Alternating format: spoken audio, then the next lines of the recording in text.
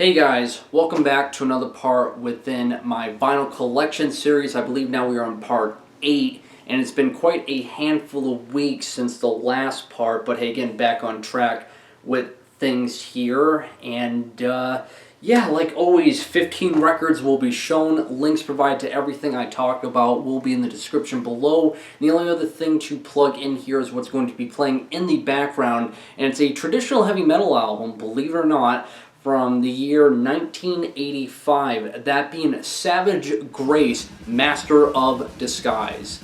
This album is loads of fun to listen to.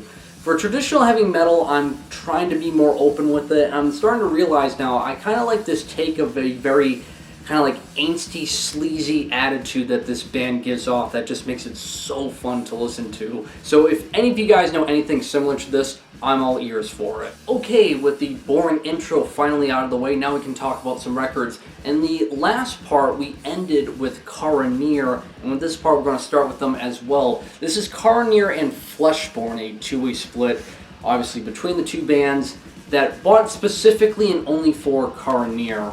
Again, I got this at a record store. I'm assuming it was more than likely Armageddon for like again, really cheap. I think it was under $10. So a lot of Cara, Neir's stuff on LP go for, again, dirt cheap. I'm literally not exaggerating, like $10 and under usually what they're priced under. And what makes Cara, Neir so fun is all the releases, the splits, the demos, the full lengths, they'll always change it up. Sometimes it'll be black metal or cross punk or grindcore or shoegaze or math rock. Like, they really change it up, and it makes every release of theirs kind of, unique in their own right. As for the Fleshborn side, for me it was kind of just like typical dark crust punk that really was kind of a snooze fest for me. But the Cara, Neir side is what sold me and is basically the only reason why I even give a damn about this release. But yeah, as for the packaging and layout, I mean, pretty bare bones, just artwork on the backside of it, and just comes, yeah, on a single LP, and there's, again, really nothing else. So, doesn't come with much, but the Cara, Neir side is where it's at. Up next is some down-tempo ambient music, that being carbon-based Lifeforms with their album Interloper. Now, prior to this, I used to have a lot of other carbon-based Lifeforms LPs, but I sold them off. Mainly because I was so sold on this particular album that I felt like if I blind bought their other albums, I'd enjoy them just as much. And really, this is their only full length that's really worth a damn in my personal view, because everything else by them is like down-tempo ambient music that just feels like it's meant to just, occupy the space of silence. Like, it's just background music and nothing else. Whereas all the material on Interloper, dare I say it, it has like beats and rhythms that it comes off dancey, like, to me personally. And this album just clicks with me way more than anything else within their catalog. I mean, the track on here, Supersede, that's easily the track that's going to get your head bobbing. Other great tracks are the title track, Right Where His End, Central Plain, Frog, 20 Minutes, just all great stuff on here. And again, I can't stress it, it's the only album that's worth giving a damn. Everything else is just background ambient music in my personal view. But yeah, this was put out through Blood Music, and like always, they got to put it on double LP. Comes on a gatefold backside with the track listings, and the LP variant on here is limited to, I think, 100 copies, and it comes on crystal clear vinyl. Continuing on next to even more electronic bass music, that'd be Carpenter Brut with this full-length Leather Teeth. This is a synthwave project that really is one of like the two active synthwave projects I even give a damn about.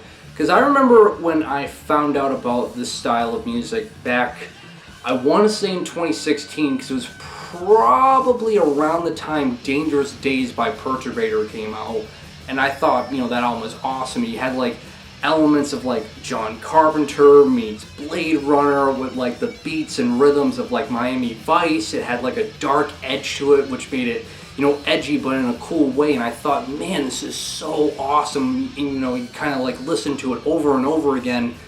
And then I got really sick of it like the next month later, because the big issue I have with synthwave is, yeah, it'll get your head bopping, but then, you know, it wears off the effect really quick because all the beats are identical. It's all those 4/4 beats of bass, snare, bass, snare, bass, snare. It gets really oversaturated quick, and that's where I got so sick of it. But whereas Carpenter Brew, what makes him such a standout is that when you listen to this album, you'll be bopping your head, but not to the percussions. You bop your head to the actual synthesizers being played here, because this dude is a genius in my view when it comes to writing synthwave. I mean, the opening track, Leather Teeth, is such a banger. I never get sick of that track. Other great tracks on here are Cheerleader Effect, which I believe, if I'm not mistaken, the vocalist of Ulver has a special guest spot on that track, which is really cool. Other great tracks, Monday Hunt, Inferno Galore, Beware the Beast, Hairspray Hurricane. Such bangers. This album is loads of fun to listen to. And in my personal view, Carpenter Brew is like the uncrowned king of synthwave. As to where you can get copies of this, I'm pretty sure I got my copy through the Carpenter Brew website, like shop store, whatever. So I'm pretty sure they still got copies readily available. But other than that, as for the layout, it's pretty cool. So you have artwork, backside with the track listing. Comes on a gatefold, and as you can tell, there's a shit ton of pop culture references from the 1980s, and just comes on standard black vinyl. From there, we move on to a modern masterpiece within music as a whole, hell, art as a whole, and that would be the hit single by Cascada, Every Time We Touch. Said it before, I'll say it again. If you cannot enjoy this track, you're a miserable cunt. I'm saying that as politely as I can. You are such a miserable fucking cunt, because this song is just so blissful of just happiness and love and just positivity. Like, seriously, guys, alright? I know people out there now are like, I get messages sometimes from retards, and that's the politest way I can call them, legitimate retards that will hammer down like negativity on me because I enjoy pop music. Too bad. I guess I'm just more of a happy person compared to you miserable fucks. But seriously, Every Time We Touch, that is like the catchiest song ever. I find it impossible not to sing along with it. And this is the 12-inch single variant of this release. So it has remixes. It's double-sided. You got 4 different takes of it. You have the original cut, which is really the only thing that matters, the Dan Winter remix, the Roca versus Bass T remix, and the Scarf remix. But I'm not really going to waste my breath talking about it. You've heard it probably a bajillion times on the radio when this single was a hit, and will forever be known in musical history as one of the greatest singles ever made, and that's no exaggeration. So again, Cascada, Every Time We Touch. Moving on, next we got some Johnny Cash. This is his full length, and I believe one of his last ones, American 5, 100 Highways. Purposely bought this because it has one of my favorite songs that I grew up listening to by Johnny Cash when my dad would play it on the radio. That being God's Gonna Cut You Down. One of my favorite songs by Cash. But yeah, I mean, this is, as of right now, the only thing I have by Johnny Cash, because when it comes to like these really big names, you know, I've always said it, you know, whether it's in metal or any other forms of music, they're always going to keep it in print. I don't need to, you know, break my back, run out right now and buy all the Johnny Cash albums. They're always going to keep them in print. And at some point, you know, down the road, I'll more than likely, if I get it for a good price, add more Johnny Cash within my collection, but just purposely bought this specifically for God's Gonna Cut You Down. But obviously there's other great tracks on here too, like if you could read my mind, further on up the road, I'm Free from the Chain Gang Now, which is a great outro for this album. Just overall the whole album is stellar as a whole.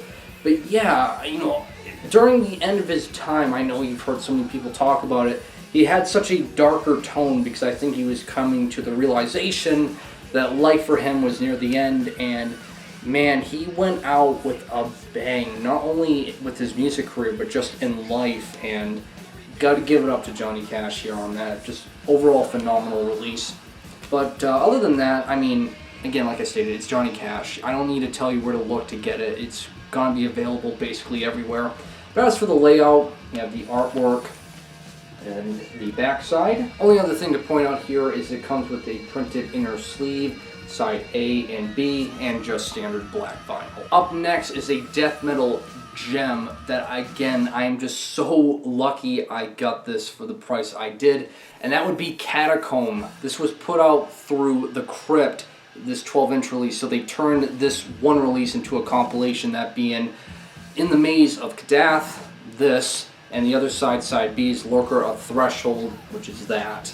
But I remember discovering this back when I was really obsessing over just Lovecraft as a whole. Saw the artwork and immediately just clicked on the link right away, not even giving a rat's ass about what this genre would be. It's just anything Lovecraft related I usually gravitate towards.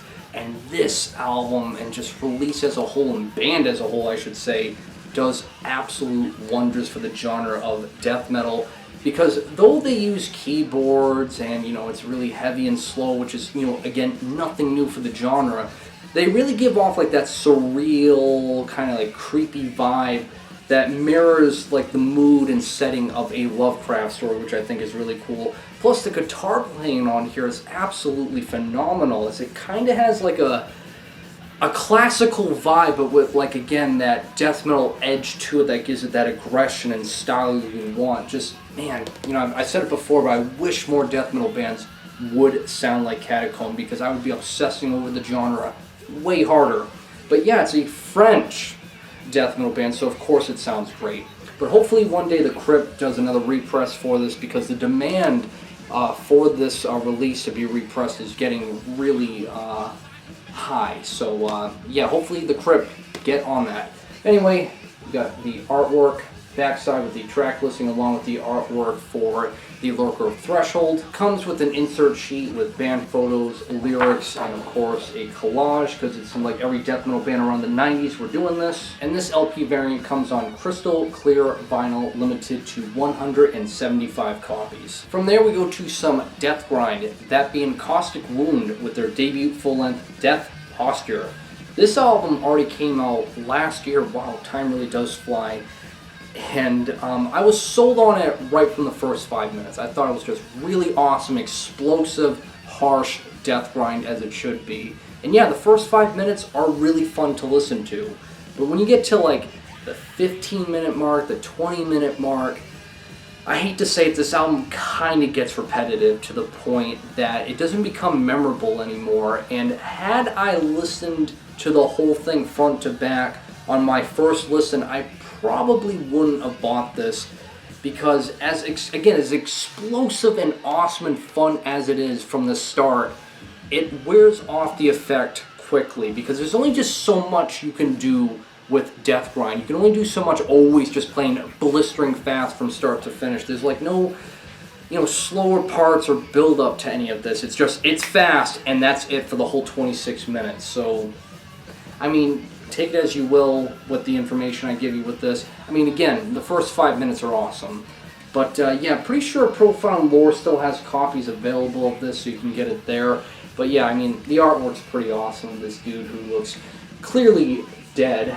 Love the artwork for it. Backside with even more photography of dead people. Comes with an insert sheet with lyrics and band photo, and just standard black vinyl. Alright, I'd like to say right now we're a little bit past the halfway point with this final collection part, and finally I'm talking about a black metal release now. Wow, finally a break from the genre, but back into it again. This is Cave Ritual. I believe this is a compilation of all the releases they did, a split with Carved Cross, Foltera, Death Circle, Black Aura, and the title demo that they did.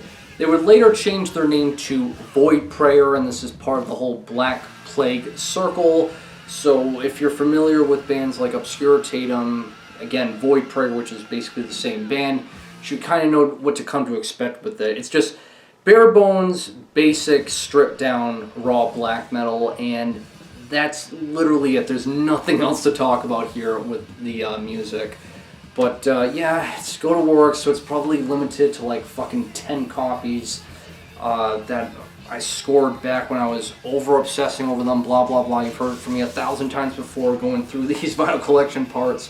But other than that, it just comes with an insert sheet, which is kind of a waste of paper. It's just the band logo and title tracks in like really tiny letters. And as you would guess, for it to be true raw black metal, it's got to be on black vinyl. Moving on from that, we got some Celtic Frost with their final album, Monotheist. Now, a lot of people obviously like to call this a Celtic Frost album, which obviously, as you can see right here, it is Celtic Frost. But to me, this is the prototype album for Triptykon, because if you compare this to anything else within the Celtic Frost catalog, especially Morbid Tales or to Megatherion and even Cold Lake, it's very different, and it resembles more of the sound that you would get with the Triptykon albums. There's more of a doom metal, gothic type of vibe going on here, where the black metal aspect is used very minimalistically to the point that there's kind of like none within this album. But this album is dense and evil from start to finish, and it's definitely a slow burner that really pays off. I remember when I was in high school, and back when like YouTube had like the worst quality videos for music videos, it was like 240 pixels, I think. I saw the music video for A Dying God Coming into Human Flesh, and just hearing the agonizing vocals, I was just like, oh, what is this? But now I absolutely love that song within this album. Other great songs on here are Incantation Against You, Domain of Decay, and what's another good one? And Drown in Ashes is another great track. But overall, solid kind of like finale for Celtic Frost. Not the biggest fan of them, but I can definitely respect the output they did with Monotheist. But yeah, this is a repress from Century Media back, I think, 2016. And picked this up at a record store for what I would consider a decent price, and haven't looked really that back on it. But as for the layout and packaging, pretty sure it's identical to the first press. It even has the same printed inner sleeves as the first press. The only thing is, and I wasn't aware of it until I bought it and got home and unpackaged everything, it's the picture disc. But I mean, it sounds decent. I'm not going to show you guys each picture disc because each side is identical to the printed inner sleeves I just showed. And then you have side C and D of the printed inner sleeves, just track titles and lyrics to go along with it. But yeah, I mean, it's Celtic Frost, you guys should all know it, and I think personally Monotheist is more of like the prototype for Triptykon. And right back to black metal we go again. This is an EP by a French black metal band, that being Cenotaphe, and I believe it's pronounced, which we all get to make fun of me when I try to pronounce French, La Lave Exult. This is awesome French black metal, which I know that's kind of redundant to say because just saying French black metal is equivalent to it, but I don't know, man, just the riffs, the atmosphere is just so solid throughout. It's not really breaking new grounds, but just somehow the melodies and how fast they're able to play and still execute this really powerful atmosphere. There's just something in the French diet, food, bloodline, I don't know, they just always do such a stellar job with every release, and this is another example of that. And I definitely need to get more by Xenotaph, because I only have this and their debut full-length, which I'll show in a quick second. But this pressing right here, which is really neat, was put up on Nuclear War Now about a month or two ago. And every now and then he'll just randomly sell test presses, and mine is the test press of this release. It's limited to 20 copies. I got number 10 out of 20. Kind of weird to have 20 test presses. I always thought test presses should be like limited to like 3 or 5, but 20 is kind of a push. But yeah, side A and B are on gray vinyl, and side C and D are on purple. And as I stated just a couple of seconds ago, I had the debut full-length Monte Vereta. Again, probably saying some of it wrong, like always, but yeah, did a review for it. One of my favorite albums in 2020s. I believe it cracked into my top 10, if I'm not mistaken, within that video.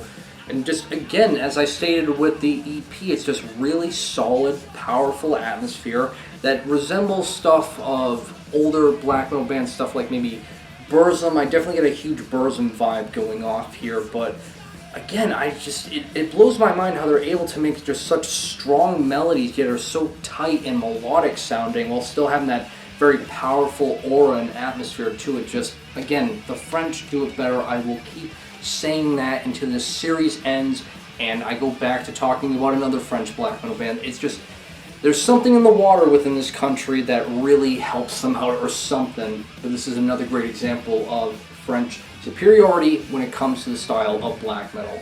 So anyway, we have artwork, backside with the track listings, and just comes on standard black vinyl. Reaching the end now for this stack, and surprisingly this is the last black metal release for this part, so it only took 8 parts, but finally black metal is not the dominant genre being shown within a part. The last up for black metal anyway is Chätiment with his demo Sang Death Carpathus. Really only bought this because it was put out through Tordigard. And more often than not, Tordigard doesn't really do vinyl presses. They usually do cassettes and CDs, but when they do vinyl presses, it's usually by something that's really special for them. And Chätiment, though doing absolutely nothing new, this ain't groundbreaking by any means, it's just really solid raw black metal with hints of dungeon synth with the keyboards utilized here. I just feel like it complements each other really well to give off that icy cold, gloomy, and almost semi-gothic atmosphere being blended together here, and it's just overall solid stuff that I would say, I guess the best way to describe it to make it more appealing for you guys, it's like a more melodic mutilation, I guess is the best way to put it into simplistic terms. But yeah, this is the only release Chätiment has ever done, and hopefully maybe one day he'll get back on board with this project, because again, it's just really solid stuff. Now, I'm pretty sure the LP variant of this is sold out, but last time I checked, the CD variant is still up for purchase on Tordigard, and Tordigard's easily one of the best Canadian distros in terms of black metal, so you can get it there. But other than that, you have artwork, of course, with a very black and white, grainy photo. Backside with the track listings and the mastermind behind this project. And of course, as you would guess, standard black vinyl. Next up is Chevalier with their full-length Destiny Calls, one of my favorite albums of 2019 that blends traditional heavy metal and speed metal together. What I really love about this a lot that won me over is not only is the performance awesome, the vocalist her highs and her commanding choruses just really are awesome, it's the production value. It's kind of got like a raw edge to it that makes it sound like it was recorded back in 1982, and it just really complements the overall dark aesthetic they're going for. And just overall, Chevalier is definitely easily become one of my favorites within the realms of speed metal and traditional heavy metal. Plus another thing too I forgot to mention, the bass tone on this album is to die for. So really had a lot of fun with this album. And what track is it? It's Stormbringer. That song is easily the highlight moment within this album. As to where you can get this, I know as of right now, I'm pretty sure I've seen some distros carry it. Pretty sure Hell's Headbangers does, and you can get it through that, but they're keeping it in print, and I know they recently put out a compilation LP that I still need to get because everything by this band has been solid thus far. But as for the layout and packaging, you have artwork, backside with the track listing, comes on a gatefold with a band picture, and like everything else, standard black vinyl. Second to last for this part goes to Choir Boy with their latest full-length Gathering Swans. Again, another album that was in my favorites within the year list of 2020. I mean, even in the thumbnail too. And this album is just so addicting to listen to because tracks on here like It's Over, Toxic Eye, Nights Like This, Happy to Be Better, just so infectious with just this very blissful nostalgia type of vibe and tone that is just, again, so addicting to listen to. I listened to this album easily a couple dozen times, and I'll listen to it a couple dozen times more. Definitely very similar to that of Drab Majesty, but just way more poppy. That just really won me over hard. I know I need to get their debut full length. That was the one previous to this. But as of right now, I'm getting loads of enjoyment out of this album right here. But yeah, pretty sure Diaz has loads of copies still available. I mean, they're always keeping it in print so you can get it through them. Anyway, as for the artwork, right here, backside with track listings. Comes on a printed inner sleeve with lyrics and band picture, and my LP variant is just on standard black vinyl. Moving on now to the final record for this part. That goes to Circle of Dead Children, Palms of the Grand Destroyer. I've known about these guys since high school, and it's only because of their very bleak, fucked up name as to why I know of this, because me and my friends at the time would just always talk about bands that had just, very messed up names, and Circle of Dead Children was one of them. And this is kind of like a death metal band that has elements of grindcore at some parts, especially with their heavier side, that I've seen they're often compared to the likes of Cattle Decapitation, surprisingly, but this just seems less experimental and more stripped down death metal driven compared to Cattle Decapitation from my personal standpoint. But yeah, overall solid stuff. I never knew that there were LP variants of Circle of Dead Children, because I'm pretty sure they're signed to Willowtip. Yeah, that usually does only CD pressing, so this was a pleasant surprise when I found out about this, and they're still available, I think, on the Bandcamp for this. So if you want to get it through their Bandcamp. But just overall solid death grind that has a bit more, like, I want to say, variations with their dynamics. It's not just, a blast fest of blast beats and that's it. There's a little bit more to it that makes it a standout for me personally. But other than that, you got the layout right here of the artwork, backside with the track listings. Comes on a gatefold, and this LP variant comes on red. Alright guys, that's it for this vinyl collection part. Yeah, hopefully, like always, you guys discovered something new, and have a good day.